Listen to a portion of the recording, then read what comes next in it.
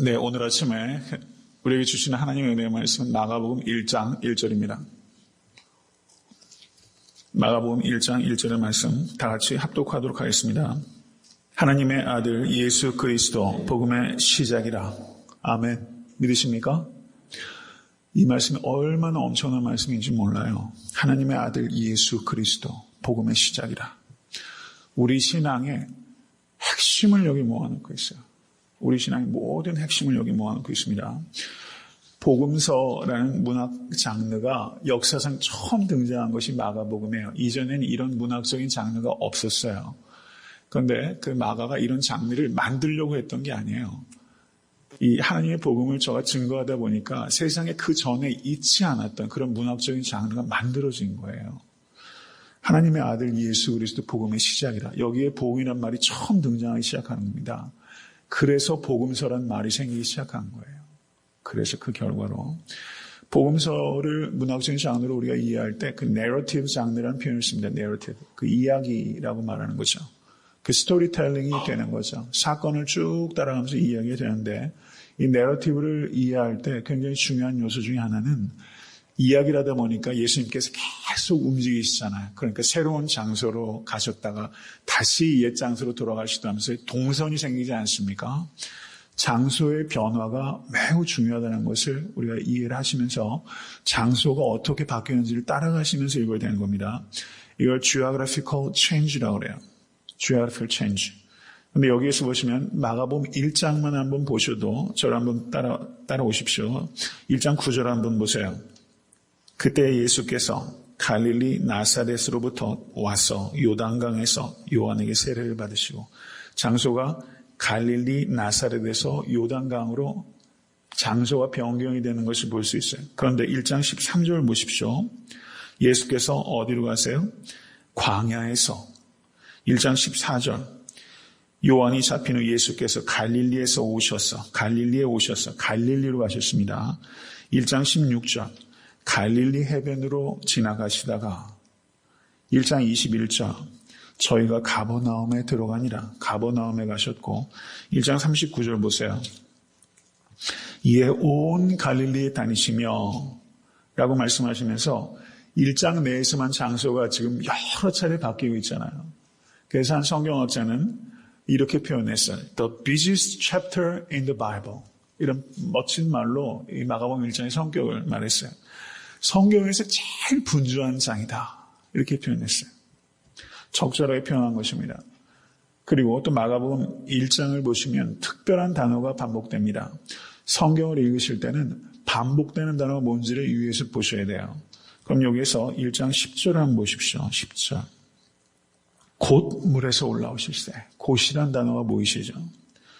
12절, 18절, 20절, 21절, 23절, 28절, 29절, 30절, 42절, 43절. 몇 번이죠? 못 쓰셨죠? 무려 11번 마가복음 1장에 이 유스라는 단어가 사용되어 있어요. 마가복음 1장에는 11번 이 유스. 영어 번역은 immediately 라는 말로 번역이 많이 되고 있어요. immediately. 이 단어가 마가복음에 40번 반복되고 있습니다. 마가복음에. 그런데 신약 성경 전체에 50번 나타나는 단어예요. 그러니까 마가복음의 80%가 이 단어가 마가복음에 집중적으로 나타난다는 것을 볼 수가 있죠. 그런데 그 중에서 마가복음 1장에만 11번이나 반복되고 있어요. 마태복음에는 이 단어가 5번 쓰이고 있고 누가복음에는 1번, 요한복음에는 3번 나타나요. 그러니까 이 성경 기자가 어떻습니까? 성경은 하나님께서 영감하신 책입니다. 믿으십니까? Divine language예요. 그러면서 이것은 human language예요. 그 사람의 문화적인 배경과 그 사람이 갖고 있는 컬처와 언어와 이런 것들을 하나님께서 사용하셨어요. 근데 마가의 언어 가운데 하나가 이 uses, immediately라는 단어라는 것을 우리가 볼 수 있습니다. 그러니까 마가가 이 단어를 이렇게 집중적으로 사용한 데는 마가의 스페셜한 인텐션이 있다고 보는 거죠. 그럼 우리는 질문을 던지는 거예요. 왜 마가는 이 단어를 이렇게 쓰는 것을 저가 좋아했을까? 거기는 두 가지 있는 거예요. immediately, 곧 갈릴리에 나가시니. 이런 말은 뭐예요? 마가는 예수를 어떻게 우리에게 전달하고 싶으냐면요. 예수님은 끊임없이 움직이시는 여행자로 예수를 묘사하고 싶은 거예요. 끊임없이 움직이시는 traveler, 여행자를 묘사하세요. 그런데 예수의 여행은 무엇을 하긴 여행입니까? 여러분 누가복음 19장 10절에서 예수께서 인자에 온 것은 잃어버린 자를 찾아 구원하려 함이니라. 믿으세요? 예수님은 그러면 그 여행은 누구를 찾기 위한 여행이에요? 잃은 자를 찾기 위한 여행이에요. 그리고 그 여행의 끝이 어디입니까? 예수 그리스도의 십자가예요. 아멘. 믿으세요? 우리를 어디서 찾으셨어요? 십자가 위에서 찾으신 거예요. 이게 마가가 이 유수스란 단어를 통해서 우리에게 전달하고자 하는 첫 번째 의미예요. 두 번째 의미는 마가복음 보시면 예수님께서 말씀하시니 곧 나으니라. 귀신이 곧 떠나니라. 그때 유수스란 단어가 사용돼요. 그러면 이 유수스란 단어를 통해서 우리에게 전달하고자 하는 말은 뭐예요? 예수께서 말씀하시면 그대로 이루어지는 예수님은 엄청난 권능자라는 것을 우리에게 전달하는 거예요. 첫 번째는 여행자로서, 두 번째는 엄청난 권능자로서 우리에게 예수를 소개하기 위해서 이 마가는 유수스란 단어를 아주 특별한 목적으로 intentional, original intention, author's intention이라고 말합니다. 이 저자의 의도가 그 단어 가운데 있는 거예요. 마가복음 1장은 the busiest chapter in the Bible이라고 말했습니다. 또 하나 마가복음 1장의 특징은 예수님의 공생의 요약판이다 이렇게 말할 수 있어요. 예수님의 공생의 요약판이에요. 마가복음 1장을 보시면 예수님을 네 가지 피규어로 그리고 있습니다. 네 가지 피규어. 첫 번째 피규어는 Jesus' identity as the teacher. 선생으로서의 예수님이에요.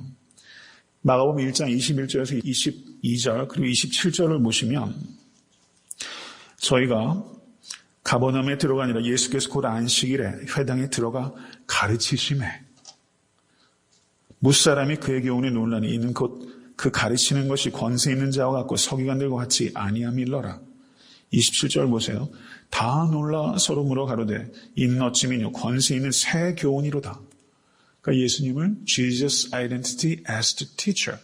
예수님께서 사역하신 것 중에서 중요한 첫 번째 요소가 뭐였어요? 가르치시는 거였어요. 두 번째는 Jesus' identity as the healer. 예수님을 치유하시는 자로 예수님을 나타냅니다. 1장 29절에서 31절, 32절, 34절, 40절에서 45절 등을 보시면 1장 29절 이하를 보시면요. 시몬의 장모가 열병으로 누웠는지라 예수께서 그 손을 잡아 일으키시니 열병이 떠나고 여자가 저에게 수종되니라. 예수께서는 병을 고치시는 자이십니다. 믿으십니까? 세 번째는요. 귀신을 쫓아내시는 이로서의 예수님이에요. Jesus' identity as the exorcist. 귀신을 쫓아내시는 이로서의 예수님이에요. 이것이 1장 23절에서 28절, 32절, 34절, 39절 등에 나타납니다. 23절을 보세요. 마침 저희 회당에 더러운 귀신 들린 사람이 있어 소리질러 가로되 나사렛 예수여 우리가 당신과 무슨 상관이 있나이까? 우리를 멸하러 왔나이까? 25절 보십시오. 예수께서 꾸짖어 가라사대 잠잠하고 그 사람에게서 나오라. 그러니까 예수님을 귀신 쫓으신 이로서 나타내고 있습니다. 네 번째는 Jesus' identity as the evangelist. 전도자로서의 예수님이에요. 1장 38절 39절을 보십시오. 1장 38절 39절. 39절 보세요. 38절. 이르시되 우리가 다른 가까운 마을들로 가자. 거기서도 전도하리니 내가 이를 위하여 왔노라 하시고 이에 온 갈릴리에 다니시며 저희 여러 회당에서 전도하시고 또 귀신들을 내가 쫓으시더라. 아멘. 여러분 예수님께서 네 가지 사역이 일장의 종합 사역 세트와 같은 거예요. Jesus' identity as a teacher, 선생으로서. Jesus' identity as the healer, 치료자로서. Jesus' identity as the exorcist, 귀신 쫓는 자로서. 네 번째는 Jesus' identity as the evangelist, 전도자로서의 예수님. 그러니까 이 네 가지 사역이 교회가 해야 되는 사역이라는 것입니다. 교회가 이 일을 하라는 거예요. 이게 핵심적인 일이라고 볼 수 있어요. 교회의 정체성입니다. 기독교 저술가인 케나디 보어라는 사람이 이런 말을 했어요. 이 행성을 떠나면 당신은 복음을 나누고 잃어버린 자들을 섬기고 가난한 자들을 먹일 특권을 다시 누리지 못할 것입니다. 이 사역은 우리의 거룩한 의무이며 거룩한 특권입니다. 라고 말했어요. 가르치는 것과 전도하는 것은 조금 그 영역이 오버랩돼요. 가르치는 것과 전도하는 것이 그 성격상 중복되는 부분이 있습니다. 그런데 가르치는 것과 전도하는 것이 그래도 구분할 수 있는 각각이 갖고 있는 특별한 특징이 있어요. 가르치는 것은 성경을 보시면 주로 예수님께서 앉아서 가르치실 때가 있었어요. 가르치는 것은 주로 앉아서 가르치면서 진행이 됐던 과정입니다. 그런데 전도는 사도행전 2장 14절 등을 보셔도 베드로가 일어서서 서서 전도하는 경우가 많이 있습니다. 두 번째는 가르치는 것은 가르치는 사람의 knowledge, 지식이 중요해요. 그런데 전도하는 경우에는 전도자의 authority, 권위가 더 중요하게 작용하는 분야입니다. 그 다음에 가르침은 듣는 사람의 understanding, 이해를 목적으로 해요. 그런데 전도의 목적은요, 그 사람의 헌신을 목적으로 하는 것입니다. commitment.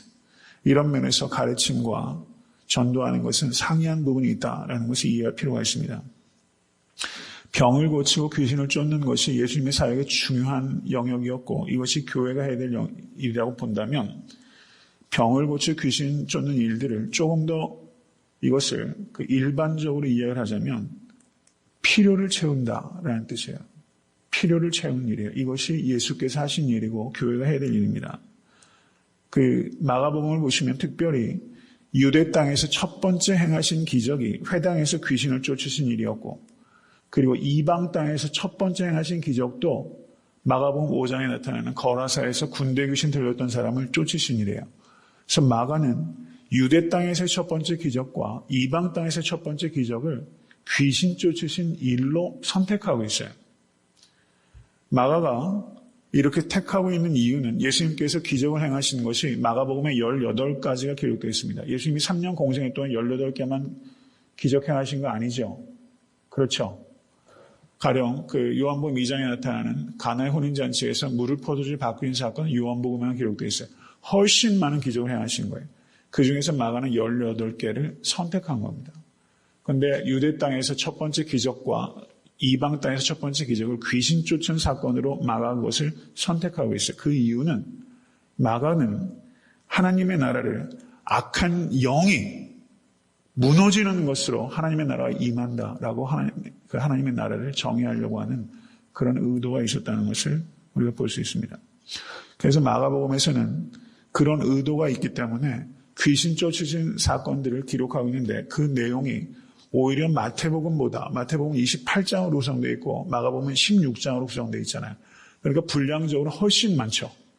그러면 귀신 쫓으신 사건이 마태복음이 훨씬 자세하게 기록할 것 같은데 똑같은 본문을 병행본문이라고 합니다. 그것을 비교해 보면 마가복음이 귀신 쫓으신 사건을 훨씬 자세하게 기록하고 있어요. 귀신 쫓는 과정과 그 결과까지 마가는 기록하고 있어요.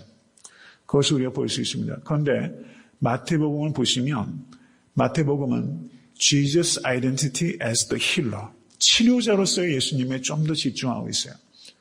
치료하다는 성경 원어를 세라퓨라는 단어가 사용되어 있습니다. 마태는 특별히 이 단어가 많이 반복되고 있어요. 그래서 마태는 치료자로서의 예수님한테 더 집중하고 있어요. 저는 이게 너무 좋은 것 같아요. 제가 어떻게 말씀드렸던 것처럼 왜 성경에 복음서가 4권이나 있나? 말하자면 redundant 하는 거죠. 반복되는 거 아니냐? 이렇게 볼 수 있는데 어떻습니까? 높은 산에 올라가도 설악산을 가도 저도 설악산을 참 좋아해요. 설악산 자주 갔었습니다. 겨울 산행도 많이 하고. 그럼 내설악으로 올라가는 거, 외설악으로 가는 거 길이 여러 종류예요. 그걸 다 섭렵해야 이 설악산이 이제 딱 마음에 들어오잖아요. 이 계시의 산에 올라가면서 이 마테마가 누가 요한이라는 4가지 길을 우리에게 주신 게 얼마나 감격적인지 몰라요. 그래서 성경이 하나님의 랭귀지면서 그 성경 기자의 그 독특한 개성과 성격과 그 모든 배경을 사용하셔서 하나님께서 4개의 복음서를 주신 것은 하나님의 놀라운 섭리 은혜인 것입니다.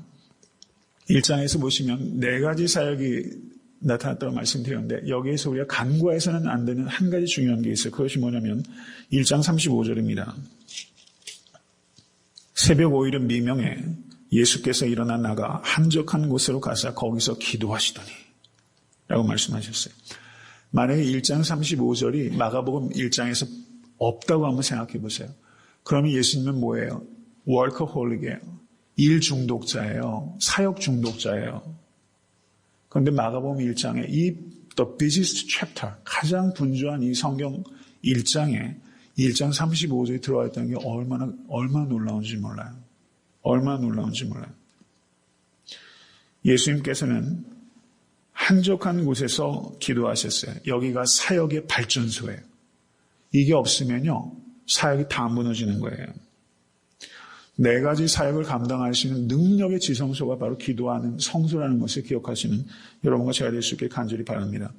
저를 따라하십시오. 사역보다 중요한 것은 하나님과의 만남입니다. 아멘. 하나님께서는 사람보다 하나님을 먼저 만나는 사람을 쓰세요. 믿으십니까? 하나님께서는 사람보다 하나님을 먼저 만나는 사람을 쓰세요. 우린 그것을 믿어요. 그렇기 때문에 이 재단을 쌓는 거예요. 사람 만나기 전에 하나님 만나기 위해서 여러분 이 자리에 오시는 거 아닙니까? 여기가 능력의 발전소예요. 그걸 기억하십시오. 마가복음 1장 1절에서 15절은 마가복음 전체의 서론에 해당합니다. 서론을 어디까지로 볼 것인가에 대해서 3가지 주된 학자들의 견해가 있어요. 1장 1절부터 8절까지를 서론이라고 보는 사람이 있고 1장 1절부터 13절까지를 서론이라고 보는 사람이 있고 1장 1절부터 15절까지를 서론이라고 보는 사람들이 있어요. 그런데 최근의 학문적인 경향은 1장 1절부터 15절까지를 마가복음의 인트로덕션이라고 보는 경향이 강합니다. 저도 그 의견에 공감을 해요. 그 이유가 여러 가지가 있어요. 이것은 너무 스페시픽한 거기 때문에 제가 이것은 생략하도록 하겠습니다. 1장 1절부터 15절까지를 서론이라고 봐요. 그 중에서 한 가지 말씀을 드리면 1장 1절에 보면 하나님의 아들 예수 그리스도 복음의 시작이다. 이 복음이란 말이 성경 원어로 절 따라서 유안겔리온. 이것은 굿뉴스라는 뜻입니다. 굿뉴스. 제가 복음에 대해서 상세히 말씀드리겠지만 복음은 굿뉴스예요. 굿 어드바이스가 아니에요. 우리 보고 우리가 해야 될 일을 가리키는 것을 굿 어드바이스라고 그래요. 굿 어드바이스를 하는 것은 율법의 종교입니다. 그런데 우리가 믿는 복음은 굿뉴스에 그리스도께서 하신 일을 선포하는 것이 복음이에요. 그래서 굿뉴스예요. 은혜의 종교입니다. 아멘. 이게 복음의 결정적인 차이예요. 우리는 굿 어드바이스를 받는 사람이 아니에요. 굿뉴스예요. 예수께서 하신 일을 믿음으로 말미암아 우리가 구원을 얻습니다. 그런데 이 복음이란 말이 1장 15절에 나타나요. 가라사대 때가 찼고 하나님 나라가 가까웠으니 회개하고 복음을 믿으라. 이렇게 말하고 있습니다. 복음이란 말이 1장 1절과 15절에 나타나면서 앞과 뒤를 마치 괄호처럼 싸고 있잖아요. 그래서 1장 1절부터 15절을 하나의 묶음으로 인트로덕션으로 보는 것이 적절하다. 이렇게 보는 것이고요. 1장 제가 어저께 말씀을 드릴 때 마가복음은 3가지 그 로케이션을 따라서 분류를 하는 것이 그 내용을 이해하는 데 가장 좋다 말씀드렸습니다. 그래서 1장 1절부터 8장 26절까지가 첫 번째 큰 단락이고 8장 27절부터 10장 52절까지가 두 번째 단락이고 세 번째가 11장 1절부터 16장 마지막 절까지가 세 번째 단락이에요.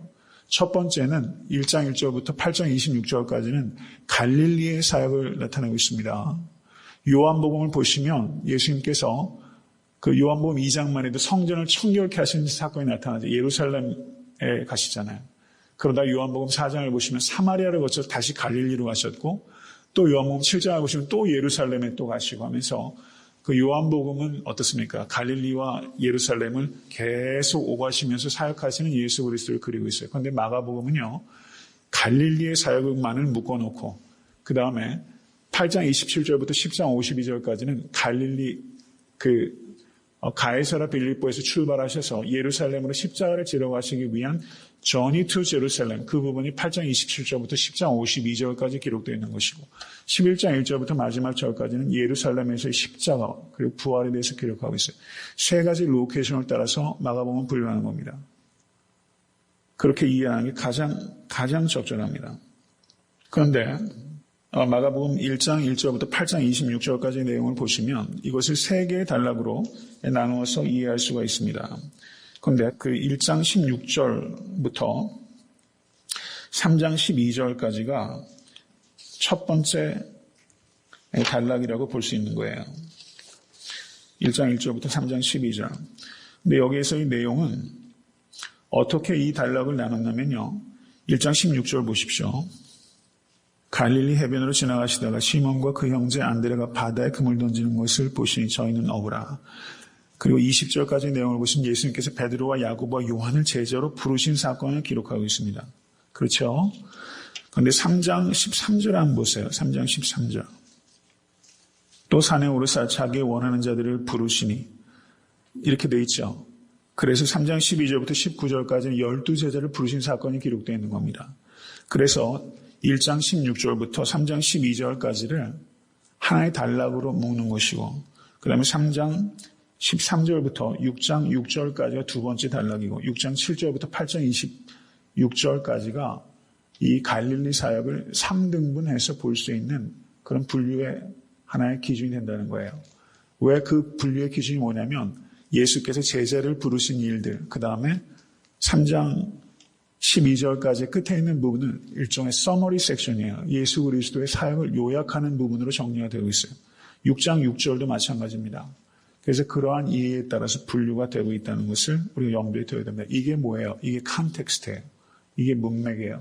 이 문맥 속에서 이해할 때 그 내용이 정확하게 이해가 된다는 것입니다. 그 다음에 그 1장 1절로 가시면 1장 1절 다시 한번 읽어보겠습니다. 하나님의 아들 예수 그리스도 복음의 시작이라. 복음의 시작이라. 근데 영어 번역을 보시면 이렇게 나옵니다. The beginning of the gospel about Jesus Christ, the Son of God 라고 번역합니다. The beginning of the gospel. 영어 번역은 시작하는 말이 뭐예요? The beginning, beginning이란 말로 시작하고 있어요. 그런데 우리 번역에서는 하나님의 아들 이렇게 시작하고 있죠. 이게 언어적인 구조가 달라서 우리 번역은 이렇게 번역이 되고 있어요. 그런데 웨스턴 랭귀지끼리는 그 어순을 좀 더 충실하게 번역이 되는 거예요. 실제 성경 원어의 번역은요. The beginning이란 말로 시작하고 있어요. 그리고 여기에서 우리말은 복음의 시작이라 하면서 무엇무엇입니다. 비동사가 거기에 보완이 돼서 번역이 되고 있죠. 그런데 실제 성경 원어는 동사가 없어요. 1장 1절에. 동사가 없습니다. 아르케 투 유앙겔리온 예수 그리스도. 휘오스 세오. 이게 실제 성경 원어예요. 아르케, beginning, to euangelion. to euangelion은 of the gospel. 예수 그리스도. 휘오스 세오, son of God. 이렇게 실제 성경 원어는 그렇게 되어 있어요. 비동사가 없어요. 제가 이 말씀을 드린 이유는 마가복음 1장 1절은 말하자면 마가복음 전체의 타이틀과 같은 거예요. 우리가 어떤 타이틀은 어때요? 타이틀은 비동사가 없죠. 책 제목을 보면은 거기에 무엇무엇입니다 이렇게 쓰는 경우가 없잖아요. 이것을 titular sentence라고 합니다. 타이틀과 같은 역할을 하는 표지와 같은 역할을 하는 것이 마가복음 1장 1절의 그 기능이다 이렇게 볼 수 있다는 겁니다. 그럼 여기에서 중요한 것이 그 제일 첫 번째 나타나는 단어가 뭐라고요? 아르케라고 했어요. 한번 따라하세요. 아르케. 이 단어가 중요해요. 창세기 1장 1절 한번 암송해 보세요. 태초에 하나님께서 천지를 창조하시니라. 그때 처음 나타난 단어가 뭐예요? 태초에죠. 그 태초에란 단어가 구약 성경을 그리스어로 번역한 것을 septuagint 70인역이라고 합니다. 그때 태초에란 말이 아르케란 단어예요. 그러니까 성경 66권에 처음 하나님의 창조를 기록한 창세기가 뭘로 시작해요? 아르케로 시작해요. 그런데 예수 그리스도의 삶과 또 사역과 십자가 부활을 처음 기록하고 있는 마가복음이 사복음서에서 제일 처음에 쓰여진 복음서 마가복음입니다. 여러분이 한번 마가라고 생각해 보세요. 여러분 처음 그걸 쓰는데 마가가 첫 단어를 뭘 센터하려고 했을까? 여러분 그걸 어떻게 기도 안 하고 고심 안 하면서 그걸 썼겠어요?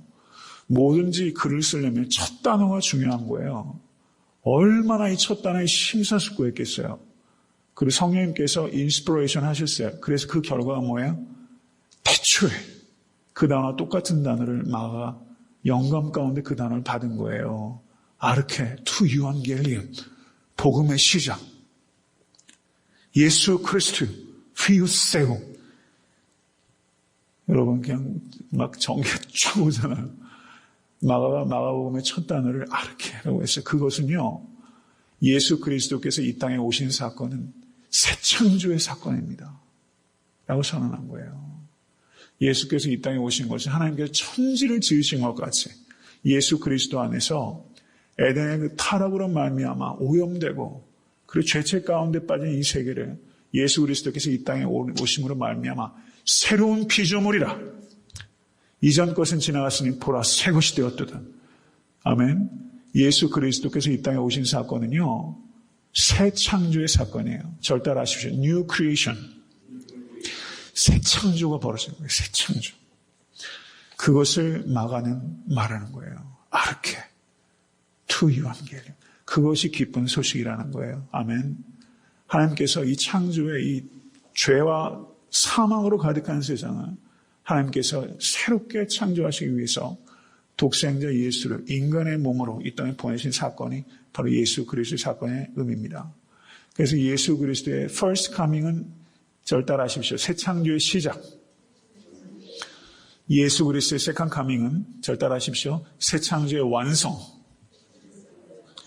우리는 새 창조의 시작과 새 창조의 완성 사이를 살아가는 순례자예요. 이게 성도예요.